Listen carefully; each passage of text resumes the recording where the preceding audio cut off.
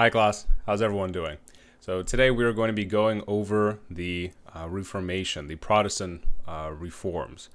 It is going to be an interesting topic and discussion in regards to how religion and the Catholic Church started to lose power within Europe. This is right off of the heels of the Renaissance and the Enlightenment that we just talked about. And the reforms are going to be seen as a breakaway from the church. The church, for hundreds of years, as we talked about last time, has had an enormous grasp on Europe, its religious institutions, and politics. And the reforms are going to come at a time and at an age when people within Europe are going to start getting disgruntled with the practices of the church. Because once they grew into such a large political hierarchical structure, as any other type of political hierarchical structure, corruption starts to slowly but surely set in. And so we're going to see what occurred in Europe due to all of this kind of corruption that ended up happening within the church. And so some main topics for us to consider today. Protestantism. What was it?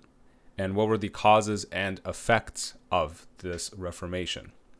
And then we are going to go through some big subsects of Protestantism. Lutheranism, Calvinism, the Anglican Church. Lutheranism, how and why did Martin Luther create his own religion? Calvinism, how did John Calvin's viewpoints differ from Martin Luther's? The Anglican Church, what events occurred to create it? Why did King Henry VIII deem it necessary to do so? And then we will have a short discussion on the 30 Years' War, just to do a general recap of it and to see how it is going to slowly progress us into the next section, which will be the enlightened despots. So without further ado, let's start off with part one. How did this whole Protestantism and the Reform movements actually begin? So to introduce the topic and to kind of just have some general knowledge of it, we will backtrack slightly for a couple of slides just to lead up to why people were becoming unhappy with the Catholic Church, because that was at the very heart and crux of this entire breakaway of religion. Because if you are part of a religious, sect, and everything is going great, there's no reason for you to leave, right? Things are going fantastic. And so there had to be some type of catalyst and agent for these people to get so disgruntled that they had to leave. And so at the height of the Renaissance, from a couple of chapters ago, Europe was still mainly Roman Catholic, right? It was the dominant religion of the entire continent. The Reformation was a movement to start many new Christian churches. So they started to break away from the Catholic Church, as we're going to see. That was essentially Protestantism. It began in the 15 to 1600s. And during this time, the Catholic Church slowly loses its massive influence and moral authority over Europe. Let's not sugarcoat it. Over hundreds of years, the church solidified its grasp over all of Europe to the point where the high-ups of the church and the Pope himself, they were essentially king of kings. At one point in time, within Europe, you had all of these individual monarchs of different states, right, and different, monarchical structures throughout Europe. And they're obviously powerful. They have their armies. They have legitimacy behind them, etc. However, at one point in time, the Pope himself was able to exercise so much authority that he was the one who had to crown you king. You could not become king unless the Pope says it's okay, and he crowns you king.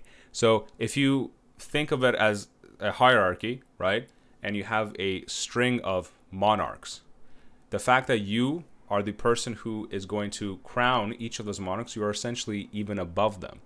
So the church was all powerful. But eventually, right, corruption started to set in, and here is some of the reasons why we start getting the decline of the church over time. Humanist thinking is growing. We were, discussing some of those humanist thoughts and, the introduction of the humanities in previous lectures. Secular or non-religious thinking was on the rise. From our previous lecture, the scientific revolution, the Enlightenment thinkers, all of this started to gain traction, right? And so people started to break away from purely religious thoughts and started to question more things around them. Of course, church corruption was a large factor. As people are exercising their religious worship, right, and they are born into the Catholic Church, they believe in God, they have prayed, and they've donated money to the church, eventually they start to see all of this corruption set in, and so they start to ask themselves these important questions like, this is not what we were taught in the Bible, right? This is not sound holy. And so people slowly started to really question the structure and nature of things. And the Pope themselves started to become way too ambitious with their power. And so the Catholic Church grew to such an extent that they were no longer only a religious institution, they were also that political institution I spoke of. And so many people started to look at this relationship that the Pope and the Church was having with politics, and sometimes dictating to monarchs what they should do, who they should fight, who they should make peace with, etc. And so some people started saying, well, you're supposed to be just, the religious side of life, right? The connection between us and God. What role should you have in our political structure and situations? So they really started to question that nature as well. And so we're going to be discussing the weakening of the church, some of the reformers, and obviously the leaders of the Reformation. And so by the late Middle Ages, two main problems were weakening the church. Worldliness/corruption and Pope versus the monarchs. And so by the late Middle Ages, the church had fully united Christians within all of Europe under a single banner of faith. They had accomplished their mission of spreading the religion as far as they could possibly spread it, right? And they started to act as that political institution, as I stated earlier. And so many people started to become very weary of the fact that they were so involved, and that many were thinking they were now too powerful. And instead of pursuing and focusing on spiritual pursuits, they had now become more interested in worldly pursuits. Because if you consider any religious individual or church, their main creed or tenet or goal should be just sticking to religion. What is our relationship with the supernatural in whatever form or facet that is, whether that's Christianity, Islam, pagan religions, whatever. But now that they are just becoming very concerned with politics, wars, monarchies, money especially, right? Very kind of worldly things, tangible items. They're like, are you a little out of place here? And so, some examples of this would be men and women within the church who were swearing vows of celibacy, which is, not having any pleasures of the flesh, as long as you are kind of embodying the role of, worshiping God forever. They broke them, ignored other Christian values as well. And many of these church leaders, such as the Pope and bishops and cardinals, were now acting like royalty instead of God's servants. So instead of being humbled under God and acting with the utmost of humility, many were now wearing the finest silks imported from China. Many were wearing the finest rings and necklaces and gold crosses, right, that were valued at extraordinary rates. Many were being the many were purchasing these large estates with servants and lavish parties and banquets, right? Like this is like they were acting like the rich elite. They were not acting like somebody that is only concerned with their connection to God. Let's say, in stark contrast, if I was to give the example of, let's say, a very devoted monk in a very poor, rundown church, right, or kind of small religious worship area, and they would just be happy at the fact that they were just, they had enough to eat. Doesn't matter if they had rags on their backs, right? But they were worshiping God. So like that kind of disconnect, thought was at play. And so let's get into some of the main reasons that were seen as kind of like the last straw, right? The last straw that broke the camel's back. A big one were indulgences. Now, at a certain point in time, the Catholic Church started to see their revenue, because once again, they're now a political institution as well, and they are collecting taxes and money from people and from governments. So they started to see their revenue decrease. So how do you increase revenue now? They started to sell indulgences. What an indulgence was the church would charge you money and hand you a piece of paper essentially guaranteeing your entryway into heaven. Now, this suggested that people can now buy their way into forgiveness. And many started to see this and say, wow, we are very deeply disturbed. This is not how religion works. This is not how you told us religion works. You told us, and the Bible and Jesus Christ told us, that we need to be good people throughout our lives. We need to worship and ask forgiveness, and from the actions of our day-to-day selves, right? That is what, let's say, is going to have ultimately God judge us, whether we're going to heaven, hell, purgatory, etc. But now the fact that the church just says, just give us a little money and we'll just write a piece of paper and you're into heaven, right? That was just seen as corruption 101. And so many people got completely turned off by this. We also have simones, the selling and buying of positions in the Catholic Church. So the Catholic Church, for the longest of times, were telling folks throughout Europe that they are this holy institution. They are the most wise of men to be able to wear the cloth. The Pope himself is the singular individual that is so holy and so divine, almost divine, that he is the bridge between mankind and God himself. So he is the one that is so high up. He is the closest to God and can speak on behalf of the people towards heaven. And so now that they are now saying you could buy positions and get yourself like a bishophood or become a cardinal maybe in the Catholic Church, people are saying, are these religious positions? Or is this just turning into a whole political game and I can buy my way in, right? That completely delegitimizes the entire structure and narrative of the church for hundreds of years that preceded this situation. And so many folks were now buying office positions, to get themselves into the church. And, people even furthermore started to question the church and its practices overall.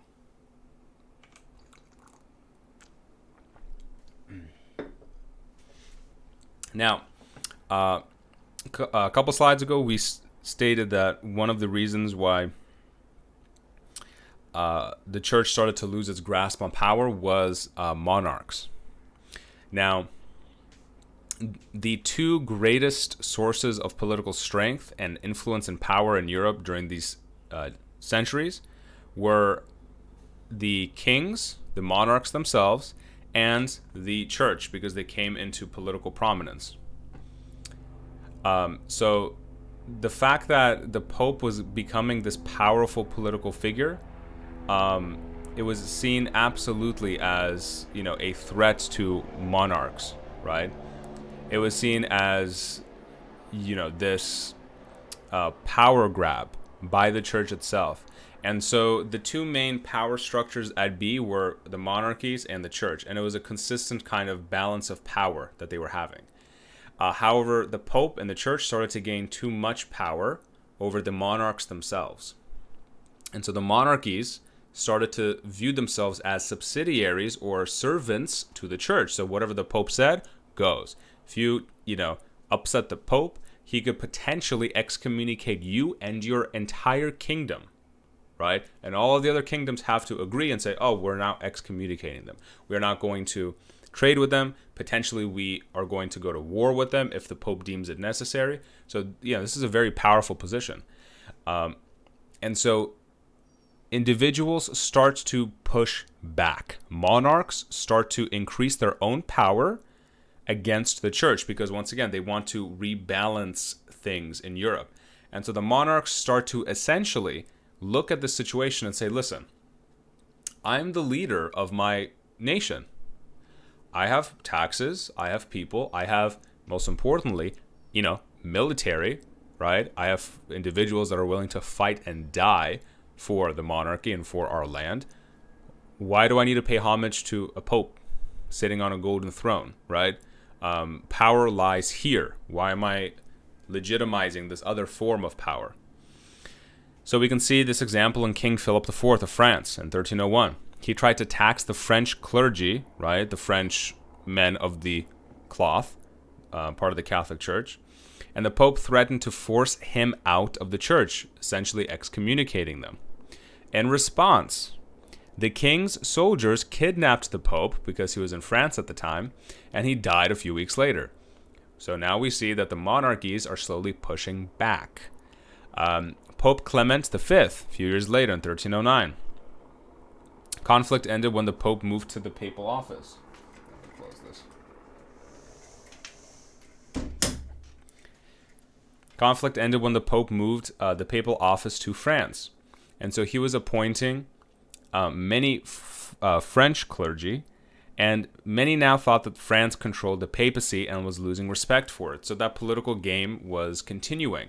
Are you showing favoritism to one nation over another? We don't like this, etc. The Great Schism was another important one.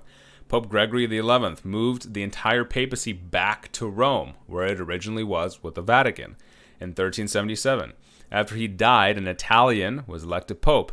France, in response, began to elect their own pope, and a third was later elected by a church council member. So now we have 3 popes running around Europe, right, claiming to be the head of the church. It was absolute chaos. So I know I'm going back a little bit in history because, previous couple of chapters we were going into the 16 and early 1700s, right, Enlightenment thinkers, etc. But I want to review some of this because, kind of backtracking a little bit to review how people, especially with the Protestant Reformations, and they were now breaking away from the church and establishing their own religions, people were remembering and reading all of the, these events. And this was on the backdrop, subconscious of people's, thoughts about the church. And so we are seeing this slow degradation of, the Catholic Church's influence over Europe and the pure chaos that was coming from the schisms and the pushback from the monarchies. And so here we have King Philip of France, and we have Pope Clement V. And so the kind of that dynamic, right? The monarchies are pushing back against the church, and eventually, during our next lecture, we're going to see the enlightened, despots and leaders of Europe. We are slowly going to see that over the centuries, the power balance is going to start swinging back into the favor of monarchies, and they are essentially going to slowly but surely start to grasp the power back into their hands. And so we end up getting early calls for reform. And this is before the Protestant Reformation really takes hold. So the earliest Reformation kind of situation that we have is by the 1300s, the church was losing its moral and social standing. People were starting to not worship the church as high and mighty as they once were. The reformers wanted to purify the church, not destroy it. And so they wanted to come in and fix what was going on because they were still Catholic and they still believed there's hope for the church. It is not too corrupt. We still believe in Jesus Christ. We still believe in God. So let us just fix what is wrong. And so we have individuals like John Wycliffe. He was an English scholar, challenged the church's right to money it demanded from the government. He believed that the Bible, not the church, was the supreme source of religious authority. And so he essentially said the church entire structure, the hierarchical structure of the church, this huge megalith of a political institution, it was not the end-all be-all answer for people. The Bible was. And so once you say that, you essentially delegitimize the entire structure of the church. You essentially say the church is not necessary at all. All you need is just the Bible, and you can start reading it and forming your own connection with God. And that is a direct confrontation with the church and its livelihood, because as soon as you start telling people, oh, you don't need the church at all, you don't need the priests at all, the entire church could potentially crumble. So what does the Pope do? He accuses him of heresy, and his followers are persecuted and some burned to death. Very, very good backlash there. And so we start to see that some individual regions of Europe, remember when I was describing those like three different regions, the three different popes, right, with the Western Schism, we start to see that various sections of Europe start to like worship or advance different popes, right? And so Europe is starting to get fragmented. People are starting to think differently as far as the church goes, and it's not the end-all be-all important structure that it's heralded itself for the longest time. So it is it's definitely a long process. If you have the time, and this is a little longer than my usual videos, but this Protestant Reformation is a pretty decent documentary. It's like 45 minutes long, something like that. If you have the time, if you would like to look at it, it gets a little deeper into the Protestant Reformation. So if you are one of my students and you have a big religious background, this might be slightly important for you to watch. It details why the Protestant Reformation started, and it kind of gets into the nitty-gritty details of what the church itself did over centuries of time and what the backlash were. Why did these individuals during the Protestant Reformation believe it was so necessary to leave the church and stand up for their beliefs and ideals? So let us start with part 2, Lutheranism. So Martin Luther breaks away from the church. So by the 1500s, right, now that we had these couple of centuries of mayhem and the church losing its power slowly but surely, and the different popes arising throughout Europe, the church losing its political and moral and religious standing, we start to finally, have folks just say, you know what, enough with this chaos. I'm done. Martin Luther was the first. He was a German priest who broke away from the Catholic Church to start his own religion, Lutheranism. And very famously, he posted up his 95 Theses, which we'll get in a second. But he was condemned by the church, obviously, because if you start publicly saying the church is wrong and I'm going to start my own religion, the church hierarchies and the church powers at be are obviously going to say to their assassins or whoever, right? It's like, hunt him down, right? He's a heretic.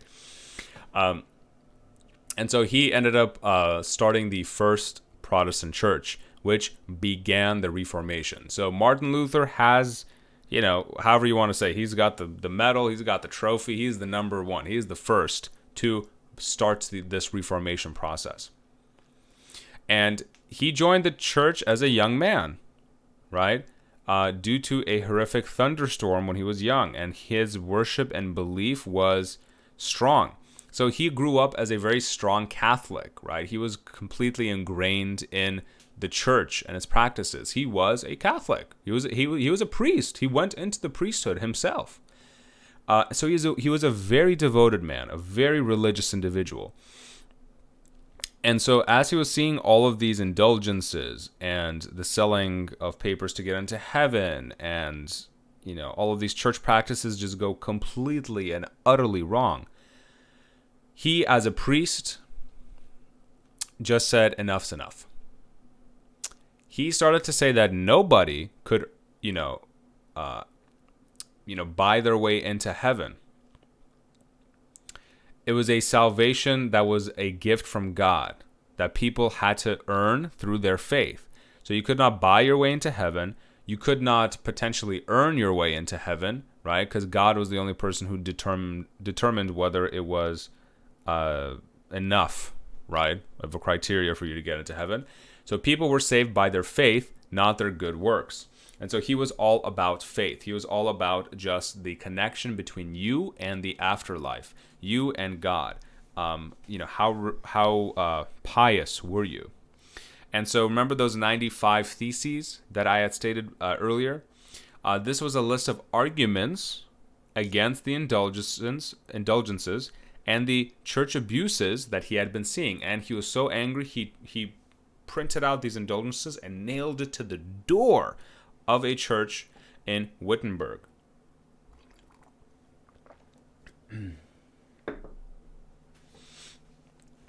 And so this came around the time when Pope Leo X needed money to finish building one of his most famous projects, the St. Peter's Basilica, and started to sell pardons to all sins to people who would buy it. So those indulgences we were talking about earlier, you could just pay your way into heaven. It was accelerated en masse because he needed a lot more income to build his basilica.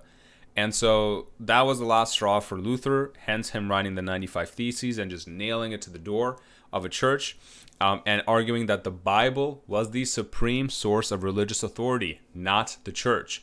All these indulgences that they were doing was going against Christianity in its totality, right? He was absolutely calling out the church and the Pope and its leaders and saying, enough's enough. You have become so corrupt that, you've lost your way.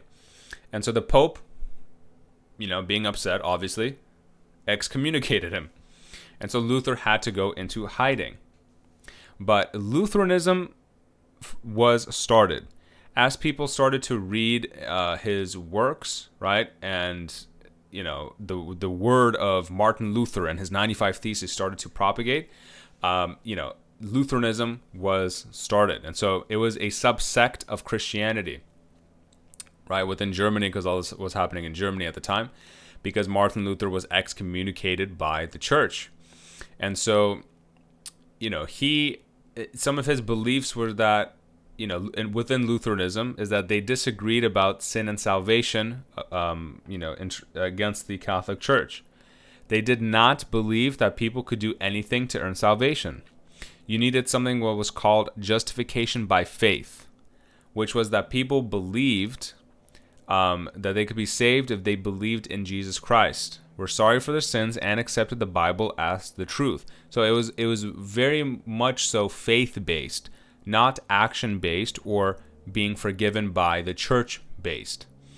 And so people do have to perform some good works in their lives to avoid sin because of God's commandments, but not in order to earn salvation. So essentially, you should perform good deeds in your life, not towards the singular goal for salvation and getting into heaven, but because it's the good thing to do and because your faith advocates for it. So you are purely doing it from a faith-based perspective. And if God happens to say, I like what you were doing, you could enter into heaven. But if you are doing it just for the specific goal of getting to heaven, that's the wrong way of doing it. And so, he directly challenged the authority of the church. And this is a quote from Martin Luther, which says, why does the Pope, and this is a quote from the 95 Theses, why does the Pope, whose wealth today is greater than the wealth of the richest Crassus, build the Basilica of St. Peter with the money of poor believers rather than with his own money? And so he's essentially just calling out the Pope and saying, you greedy bastard, how dare you use the money of all of the poor in Europe that worship you when you are literally sitting on a mountain of gold and wealth and riches, and you could potentially finance the basilica yourself. He's directly calling out the corruption that is going on here. And so many Germans were seeing Luther as a hero for his ideas and standing up to the corruption of the church, because as an individual standing up against the church at its height of power, they could easily just say, heretic, burn him at the stake, torture him, put him in jail. You don't have that much power. Now we are seeing all of society kind of rising up together and pushing back, which is much more difficult for the church to stifle. And so thanks to the printing press also, Luther's 95 Theses were being printed and printed and printed at a remarkable rate. Within 2 weeks, it spread all throughout Germany, and with another 2 months, it had spread throughout all of Europe, right? The information was just booming. And so as his ideas spread, his denomination, or the subsect of Christianity, Lutheranism, was truly formed at this time. And so his new church was emphasizing study of the Bible, and that it was the utmost authority, not the Pope or the church. But even though you could advocate for your religion to get started, you still need some form of political backing, right? And so Luther went to all of these German princes at the time that had power and authority and political clout, and was searching for their support. Several of the princes ended up supporting him, but due to his support, of them crushing, it was determined that they needed his support of them crushing rebellious uprisings, because they were princes for a reason, and they were having some various peasant revolts. And so the peasants were revolting because they were unhappy under the princely rule, and so they were revolting. In turn, the princes slaughtered tens of thousands of them in order to shut down the revolts. So the peasants were asking Luther for his help, saying, please, we've read about you, we've heard about you, this is not godly. And so he strategically chose the side of the princes and publicly stated, I agree with the princes. And so I guess at the very beginning and onset of Lutheranism, he started to go against some of his own idealistic words and creeds. And so it just goes to show you, corruption can start even at the very beginning. And so Lutheranism began to spread like wildfire. So Martin Luther, right over here, the man, the myth, the legend, was the founder of Lutheranism. And here's a copy of the 95 Theses, right, that he wrote, and it had been reprinted time and time again.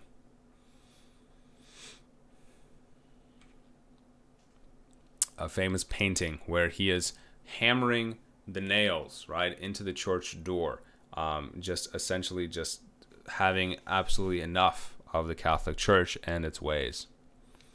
Now, this is a very interesting clip from I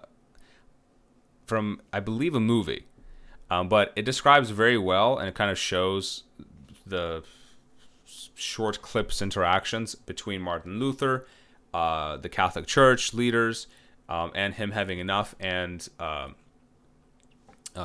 nailing the 95 Theses on the door. It's only a few minutes long, so it's pretty short, but it does a great job of showing the Catholic leaders, trying to sell indulgences to everyone, especially to this lady over here. And then Martin Luther sees the piece of paper, and he's just like, this is lies. You just paid money for a piece of paper. It means nothing. And then he gets angry, writes his 95 Theses, hammers it at the door of the church, and then somebody who owns a printing press takes it because he agrees with the words and starts to make many copies, and it starts to spread throughout Europe. And it spreads so much that the Vatican hears about it, right? The Pope hears about it, and they're like, who is this Martin Luther? And so it kind of, encapsulates what we've been talking about. So it's only a few minutes long, so if you have the time, please watch it. So it has that little bit of a Hollywood effect towards all of our discussions. Part 3, Calvinism. So next up is John Calvin. So he was a French humanist and started another Protestant group in Switzerland. His book, Institutes of the Christian Religion, became very popular during the Reformation. And Calvinism emphasized that salvation only came from God's grace. He believed in hard work, careful use of money, and being frugal. Business success was seen as a sign from God that you were doing well and you were in His graces. And he was very influential for many of the reformers that came before him. And so Calvinism started to become another branch of Protestantism that followed, some forms of Christian tenets, of course. However, had their own viewpoints. And so founded by John Calvin, who was working in Switzerland at the time. So he believed only through God could you truly be saved. No one deserved salvation. Nobody could force God to grant it. And so this goes against everything the Catholic Church was doing with its indulgences, because an indulgence is essentially the priest, signs this piece of paper that says, oh, well, your entryway into heaven is now guaranteed. That's forcing God, right, to grant you entry into heaven and everlasting peace. And so he is saying nobody can force God to do anything. Religious faith was the only salvation. Everyone else was doomed to hell who was not worshiping. And so Calvinism was then converting itself into this very important belief system of predestination. And so Calvinism becomes famous for predestination. It is the belief that God knows from the very beginning who is to be condemned or not. So as at birth, you are predestined with fate, destiny, what have you, whether you're going to go to heaven or hell. God already knows your entire life as soon as you are born and the way you are going to turn out. And so God, is obviously going to like if you're performing good works throughout your life, but no one can buy their way in, and God has already predetermined who is going to become, saved. I don't like this tenet as much, just because if you are predestined from birth to either get into heaven or not, and who's to say who God predetermined to get into heaven? Potentially, I could do great work throughout my entire life, and at the very end, I don't know, let's say supposedly God said, oh, sorry, you're not meant for heaven, you're not on my checklist. I could be like, well, what was all of that for? And so, Calvinism also supported this doctrine of theocracy, a government or state in which God is the supreme ruler and religious officials govern in God's name. So we are starting to get some kind of religious pushback here. Calvinism is really advocating for God being the number one in the world and the afterlife, and that religious officials should govern and rule, but only under God's name. So kind of similar to the Catholic Church itself. So Martin Luther was kind of completely going against the Catholic Church. Calvinism was kind of the middle ground, I suppose. But either way, both of these were part of the Protestant Reformation, which means that you have the Catholic Church as a political institution, and then you have these breakaways, right? They are completely different sects of Christianity, right? They are not associated with the Catholic Church no more. So all of these religions that are coming forth, Lutheranism, Calvinism, they are part of this umbrella of Protestants, or the Protestant Reformation, right? Which is completely separate from the Catholics and the Catholic Church. They are kind of really breaking away from the mold here. And we get under Lutheranism this, beautiful iconography, and all of these paintings of their new church ceremonies, and people really rallying towards the this kind of new form of worship. And they are spreading these images throughout Europe, right, to gain traction for their religions. The Anglican Church, this is a fun one, part of England. So this was another Protestant denomination of the Christian faith founded by King Henry VIII. And he broke away from the Catholic Church for political and personal reasons. So his wife could not produce a male heir, or excuse me, I should say his wives, plural. He had multiple wives. And so he wanted to remarry. And so time and time again, he tried but could not find a male heir with all of these wives of his. And on top of that, politically, he did not want to share power with the church because England is getting more powerful, just like the other nations. And so he's like, why do I have to give the church all of this tax revenue? The tax revenue is best, held here in England, where I can, utilize it however I best see fit. And so he started his own church, the Church of England, or the Anglican Church, and he became the head of his own church as the monarch. And so his beliefs were that baptism could wash away your original sin. So theoretically, I could be a massive murderer and go to the Anglican Church and dip my head in the holy water, and I am born again. I was baptized, and it washes away my sin. And so to go to heaven, people needed only to believe in God, regret their sin, and receive God's mercy. And the ultimate authority here is still the Bible, but we see that the king is now the head of the church and interpreted God's will. So in the Anglican variety, we see that this is a monarchy starting to use Christianity and the religion to uplift the king, right? Uplift the monarchy. And so this is a way for the monarchs to start to bring power back. Instead of the monarchies being this different institution than the Catholic Church, some of these monarchs, such as King Henry VIII, are taking religion and fusing it with the political institutions of being a monarch in order to uplift them even more, which is a very sound strategy. And so the Church of England is created, which is also called the Anglican Church. And so he, as the king, is now the supreme head of the church. And what is his reason for doing so? Once again, his wives could not provide him a male heir, which meant that he wanted to officially divorce them and remarry. So the Catholic Church stated that you could not divorce. It is not part of the creed. And so he said, okay, well, if it's not part of the Catholic Church for me to divorce, I'm starting my own church. And so because he's the monarch and he has very high levels of influence and power, he just started his own church. And once again, he did not want to share money with the church for no reason. But unlike Luther and Calvin, though, he did not have major disagreements with the Catholic Church.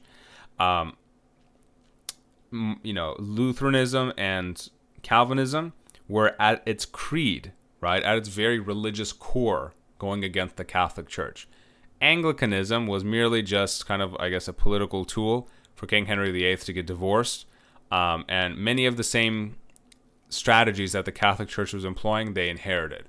And so I guess it was more of a political development here than a religious one.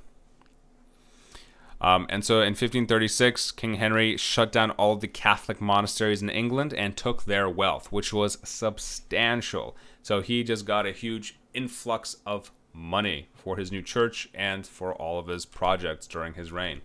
Here's King Henry VIII, the man, the myth, the legend, right?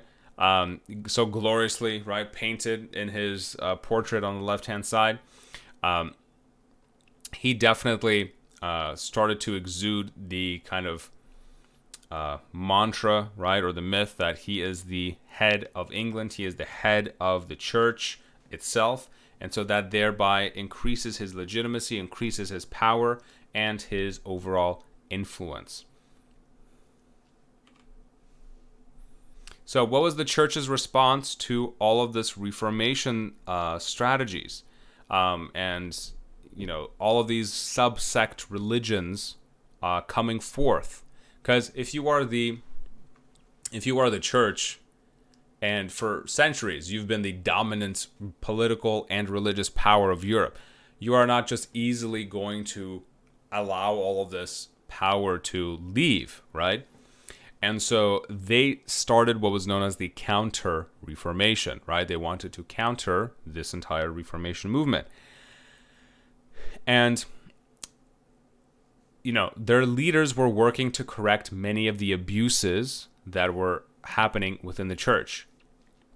They wanted to clarify and defend the church's actual teachings and spell out the errors in other denominations. So essentially, they wanted to apologize for all of the corruption that had occurred and now say that all of these new religions that are coming forth, such as Lutheranism and Calvinism, they are not the right way to worship, and we will tell you why. And so at the Council of Trent, we had a meeting of Catholic leaders where Pope Paul III and others created a statement of how the Catholic Church would reject predestination, right? That's Calvinism, predestination, saying that people do have a role in deciding where their souls go. And I kind of like this. This is nice, right? I don't like predestination just because, at the time of my birth, when I have absolutely no control of my life, I'm predestined to go to heaven or hell. But, this is pretty nice. I can turn my life around if I want to and work very hard and hopefully show God that I've changed, right? And I can perhaps gain entry into heaven. So this is not bad. And so the clergy started to get better training. They started to spend more time preaching, and they wanted to uplift their moral standards a little higher. So they really kind of tried to turn a new leaf. And so the church was still different from Lutheranism and Calvinism because both of those Protestant religions were saying that the Bible is the ultimate authority. But the Catholic Church here was saying, yes, the Bible is important, but the church is the one that is interpreting the words and God's meaning. So they are still necessary to be between you and God. They are the middleman, right? To kind of untangle the mythos of the Bible and its words itself so that you can better understand it and interpret God's words and meanings and get closer to heaven. The all-powerful and important Council of Trent, where the leaders of the Catholic Church throughout Europe are joining together and essentially just saying, we are losing power, what should we do? And they truly started to kind of reinvent what they were discussing. So the Council of Trent was very important because it was seen as them really trying to remedy all of these situations, right, that they kind of found themselves in.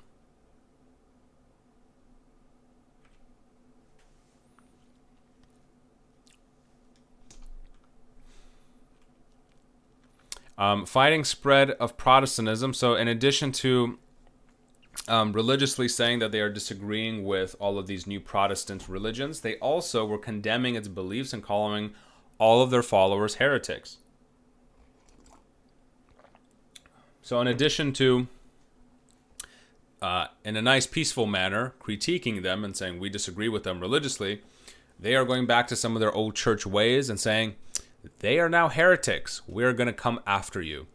And so the Catholic Church started another Inquisition.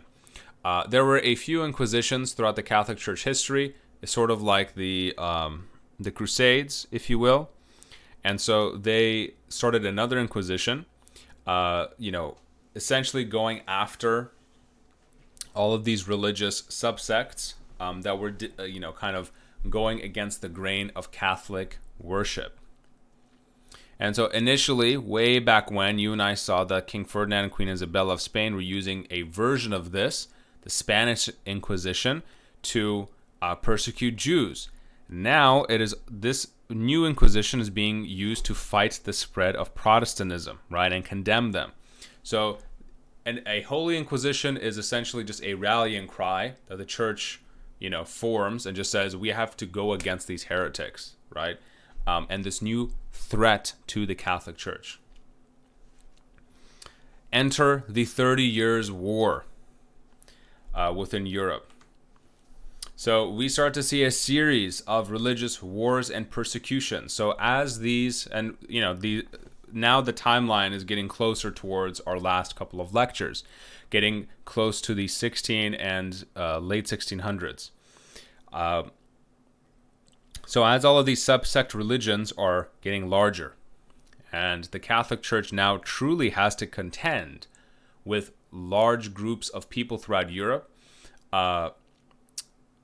either being Lutheran or Calvinism or other sects that are opening up.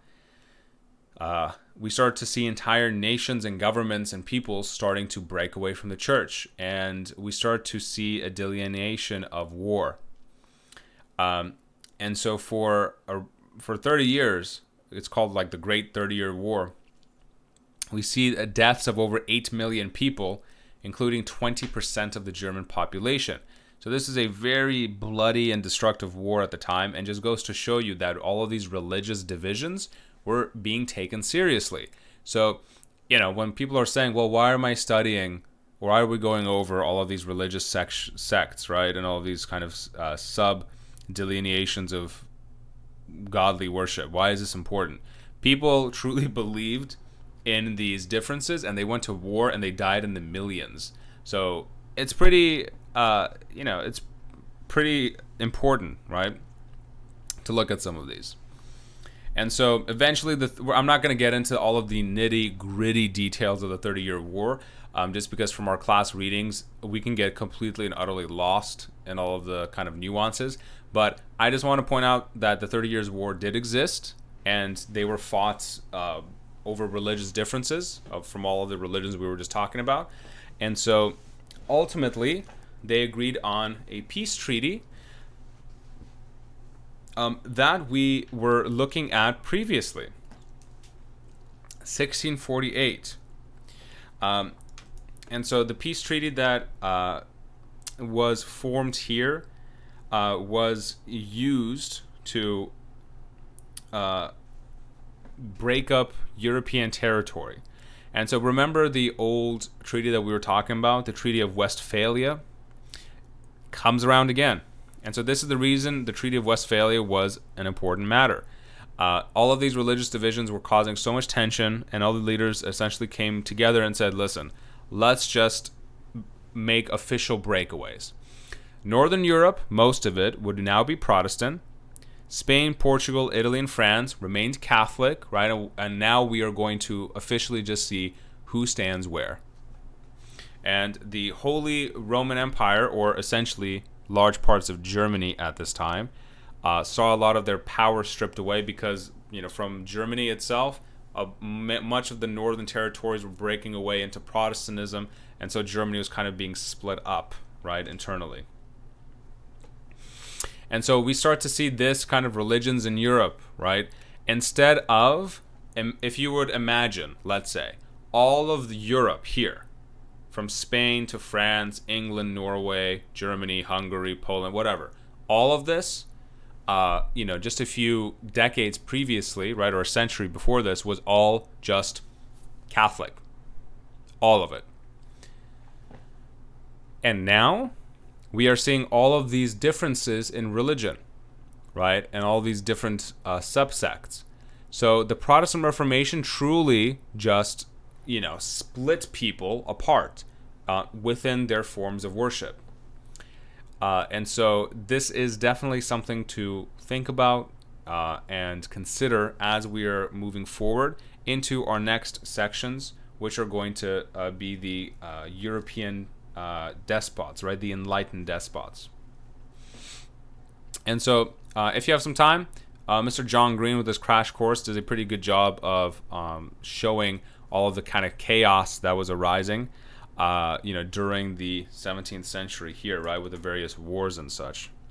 And so as a kind of last form discussion here into kind of merging and transitioning into our next lecture, we are going to get the rise of nationalism and the slow culmination of absolute monarchies.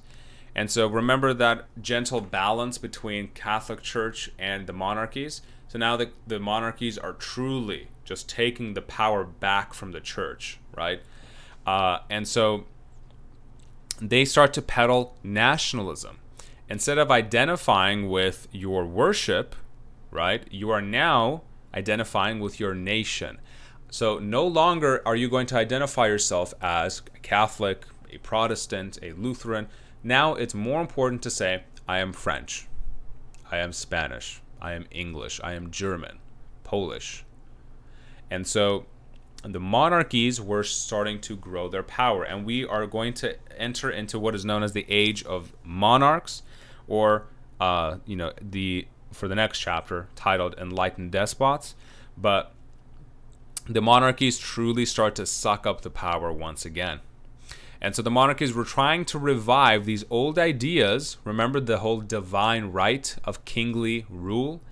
They were trying to revive this and merge religious authority with their political authority, and hence say that, yes, our authority is directly descended from God now. And so they are trying to bring back that age-old creed. And we are slowly going to start seeing, just like last time when we were discussing French Louis XIV, the sun god, that absolute monarchies are going to start popping up all throughout Europe. And so for our next lecture, we're going to be looking at absolute monarchies throughout Europe, in Russia, in France, and elsewhere. And we're going to start seeing these large and powerful monarchies form, and how it is going to affect Europe and its dynamics in general. And the very, very last kind of subsect would be the Puritans. They were English Protestants who wanted to purify the Anglican Church of many of its Catholic elements. And so they had various ideas of religious freedom and how church and government should act. And eventually they ended up breaking away and sailing towards the New World. Hence, the United States and America. But that's kind of another conversation for another time. But I wanted to throw in the Puritans just because we do live in the United States. So it would be prudent for us to at least talk about them and discuss it. So that's the end of chapter. That's the end of our chapter. And it is going to be a nice little transition into the next lecture and discussion we were going to have. Now, just as a gentle recap. So we saw that the Protestant Reformation was essentially from the Catholic Church an absolute breaking away of religion for them to create their own movements. So the Protestant Reformation was this large umbrella, right, of completely different religious beliefs from the Catholic Church. And under the umbrella of the Protestant Reformation, we get Lutheranism, Calvinism, Puritanism, etc., right? Anglicanism. And so they all started to kind of delineate and receive their own religions. And now we're going to migrate into the next lecture, which is going to discuss these monarchies in greater detail. And so we're going to see how all of their newfound beliefs and merging of religion and their new political military power is going to start elevating them into these absolute monarchies that we will start discussing. But that is a conversation for next time. Thank you so much for listening to the lecture and staying here as always. It has been a pleasure, and I'll see you in the next one. Take care.